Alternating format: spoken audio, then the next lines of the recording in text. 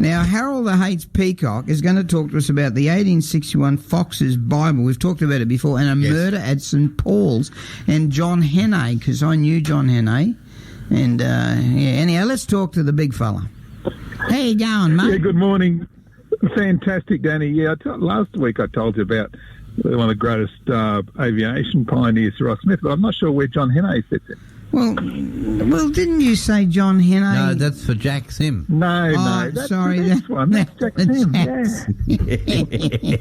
I'm a bit across. Too much entertainment on your show, Danny. Too much. But John Hannay, yeah. But tell us about this. This is interesting in St. Paul's, which still is very active.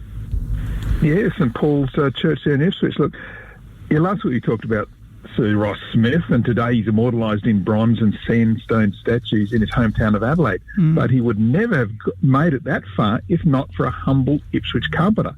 And we only found out about that thanks to that 1861 Fox family Bible that was donated to St. Paul's Anglican Church in Ipswich by our listener Jennifer. Now, getting onto this week's story, you see the original owner of the Bible was George Fox.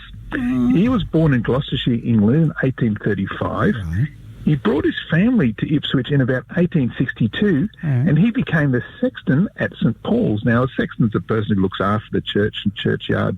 Typically, he's a bell ringer and grave digger. But anyway, on the 16th of October, 1864, George witnessed the marriage at the church of William Henry Scott and Anne Ramsden. Now, the bride, Anne, she was about 23 years old and quite tall for back then, around 5'6".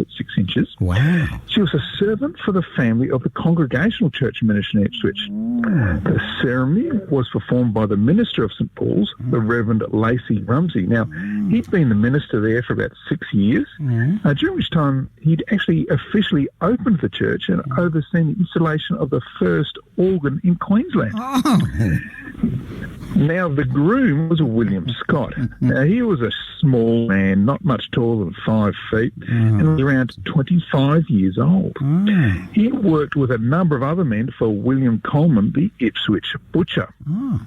Now, also there working was a William Bowers, who later became the mayor of Ipswich. And there was John Ralph, who went swimming in the Brenham River just north of Basin Pocket, but disappeared and was never seen alive again. Bull sharks. And Coleman, the butcher himself, was fined for driving 15 head of cattle through town to be slaughtered at his shop. These were strange times in Ipswich. Now, George Fox Sexton, he frequently saw Scott at Coleman's butcher shop. And so when Scott and Anne Ramsden were getting married at St. Paul's, George was called upon to be a witness. Now, after the wedding, rumours began to circulate. It was commonly believed that Scott had married Anne for her money because she'd accumulated a considerable sum. Now, the couple moved to Sydney, and that's the last anyone heard of the butcher and his bride for a couple of years, until George Fox again was called upon to be a witness. It was in 1866, and this time it was at a trial in Sydney in which Scott was charged with murdering his bride in a particularly gruesome way. It was found that Scott had chopped up Anne and put her butchered remains in a box and carried it along Sussex Street in Sydney. Her severed head was found by an 11-year-old boy in a rubbish heap off Sussex Street, and other parts were discovered in an outhouse. Now, at the time, people accepted that Scott was covered head to toe in blood because he was a butcher. There was no problem with that. But finally, Scott was tracked down police and arrested. And it seems by that time he'd married a second wife in Melbourne and was complaining to her about being short of money. I can't find one. This suggested he was about to do the butchering yet again. Anyway, he was stopped on that because then he was taken to trial. Now, the magistrate on the case said that this was the most lengthy, tedious, intricate and unprecedented trial in the annals of Australian crime up to that time. There were 33 witnesses, and the key witness, the only one who could actually link Scott to the victim, was Ipswich's George Fox. Now, Scott was convicted and sentenced to death. He was hung in one of the yards of Darlinghurst Jail on the 18th of March, 1867, protesting his innocence to the very end. He died instantly.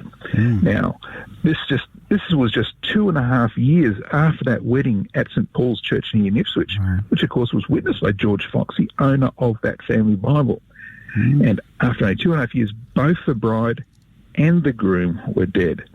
And so on a happy note, Danny, we got to thank our listener Jennifer, whose Bible allowed us to discover the story. It's amazing. It is amazing. And the Bible can be seen in the historical archives at St Paul's today. And the way you build a story is an art form, and the research. You went to Adelaide just recently and found fob watches and pennies and everything, didn't you?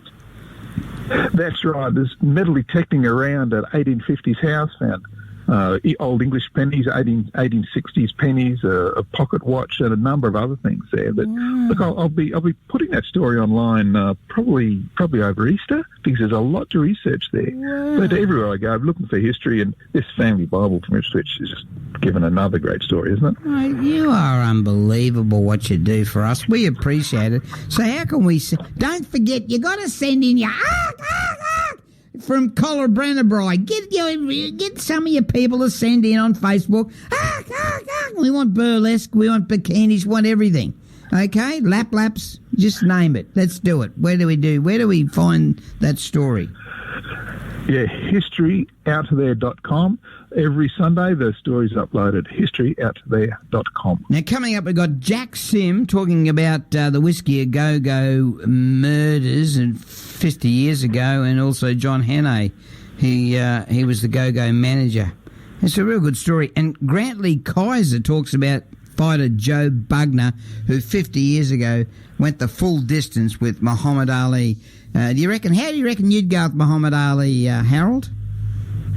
Well, I reckon these days I'd probably hold my own. But the show you've got today, full of murders and violence, Danny, it's all happening here. The political correct wankers would be concerned about that. Oh, it's too negative. What about if it's interesting and it's informative and it's educational? You know, radio's lost its spark like that, hasn't it? They're always wanting to have idiots talking about crap. No crap in this program. Yeah, I felt that way one time, because I was actually at a Brisbane Bullets dinner one time, and Joe Bugner was there, and I, not knowing he was there, I cut in line in front of him. And then when I realised who it was, I stepped back about 50 metres. I didn't want to fight him for food. He was a big guy. I tell you what, he was a lovely man. He's down on the Goldie. He's okay. Mate, lovely having you on the program. Historyouthere.com. The time's 8:21, and that was Harold the H. Peacock on West Bremer Radio.